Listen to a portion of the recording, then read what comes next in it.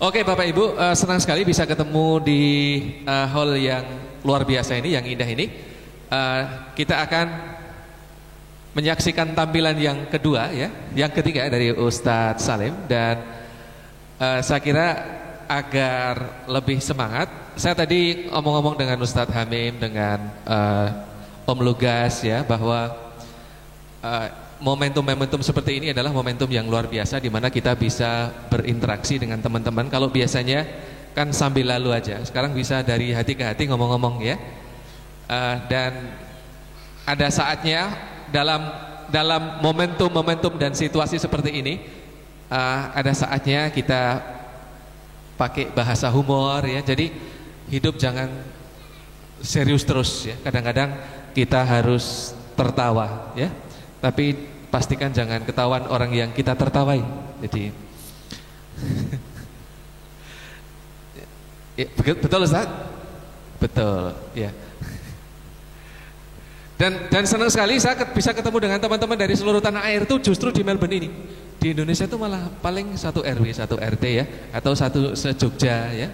Tapi di sini saya bisa ketemu dengan Cak Lugas, Om Lugas yang dari Madura. Dari Madura. Madura itu paling susah kalau jadi guru bahasa Inggris. Saya ngajar pendidikan bahasa Inggris di UMY sana ya. Susah ngilangkan logatnya bahasa Inggris Madura ya. Tapi kalau Om Lugas karena sudah tinggal di Amerika lama ya, jadi sudah hilang ya. Kalau asli Madura itu susah, banyak mahasiswa saya nggak bisa hilang. Jadi ketika disuruh pidato ya bahasa Inggrisnya Inggris tapi logatnya masih ini ya, Madura ya. Ya. Ladies and gentlemen, I would like to talk about globalization. Ya.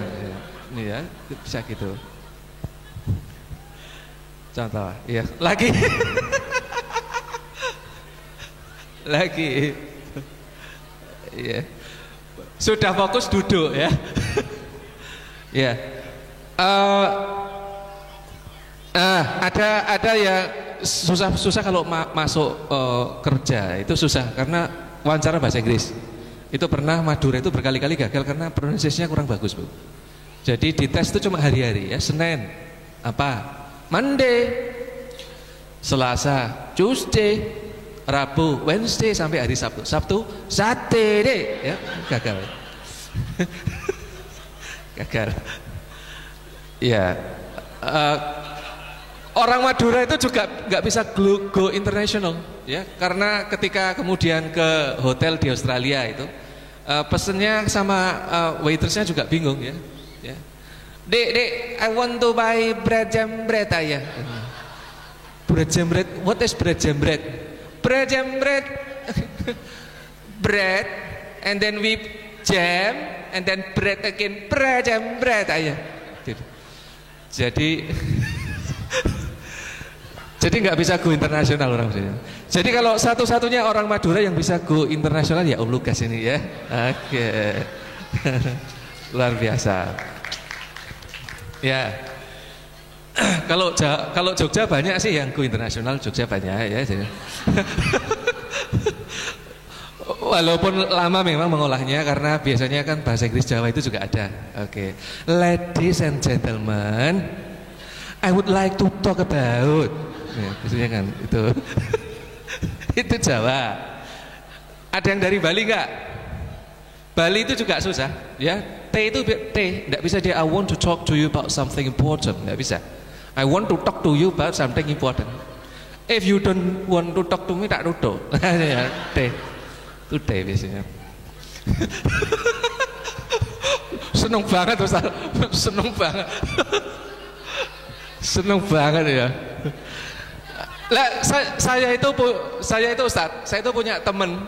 Saya punya teman Inggrisnya itu belum bagus tuh, pede sekali menerima tamu Amerika. Tamu Amerika itu ngomong terus tuh dia itu is it right? Jawabannya lah yes. Yes. Ini kisah nyata ini, kisah nyata. Lah yes. Iya. Ya, yang jelas kalau orang Madura itu kalau lomba baris pasti kalah ya. Karena biasanya kan 1, 2. Kalau Cak Lugas temannya itu tuh 1, 2 diulang-ulang. diulang-ulang ya.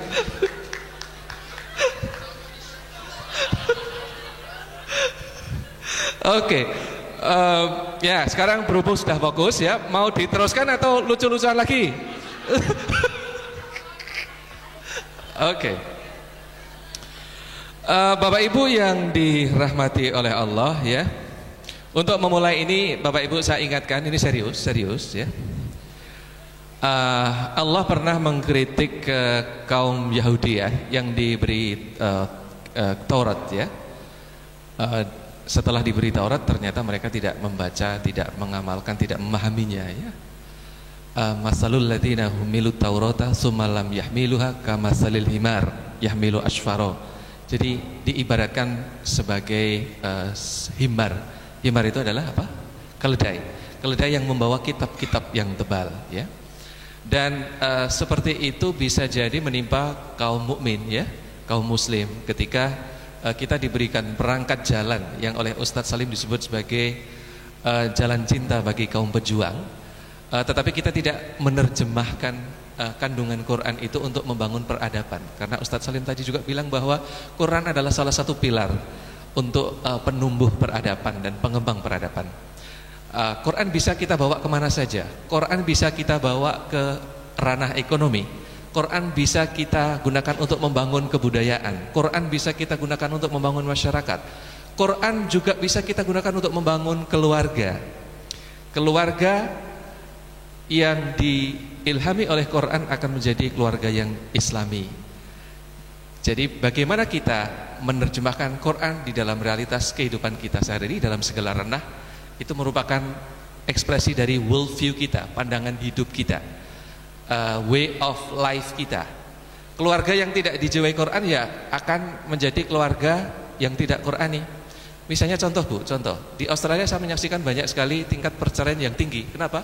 Karena salah satunya itu tidak dicelup, tidak mendapatkan sibghah Quran, sibghah Allah, tetapi mungkin sibghah yang lain, feminisme misalnya, di mana wanita itu selalu melakukan perlawanan terhadap pria karena pria dianggapnya sebagai pelaku hegemoni kekuasaan terhadap wanita ya. Jadi banyak sekali kemudian kasus perceraian itu ada relasi yang sangat logis ya. Sampai-sampai ada cerita ketika di akhirat dibariskan kaum laki-laki dipanggil oleh malaikat. Kaum laki-laki coba kaum laki-laki coba berbaris. Laki-laki yang bisa menguasai istri berdiri sini, yang dikuasai istri berdiri sini. Ternyata banyak sekali yang dikuasai oleh istri, yang menguasai istri cuma satu orang laki-laki. Malaikat kemudian tanya, ini bagaimana? Kok yang menguasai istri cuma satu orang laki-laki? Coba ceritakan bagaimana rahasianya kamu bisa menguasai istrimu. Hai kamu. Wah, saya nggak tahu yang malaikat, wong saya tadi sini disuruh istri saya ya. Ya. Jadi inilah persoalan ketika hubungan keluarga, hubungan suami istri tidak disibghoi, tidak dicelup oleh nilai-nilai dan kandungan Quran ya. Tetapi entah itu pemikiran-pemikiran barat, kemudian pemikiran-pemikiran yang alien dengan Islam dan sebagainya. Maka sebuah kesempatan yang luar biasa ketika pada saat ini kita bisa mengundang pakarnya untuk membicarakan bagaimana berkeluarga dan berproses mengkonstruksi kehidupan keluarga yang Islami beserta seluk-beluknya. Untuk itu Ustadz Salim, time is yours.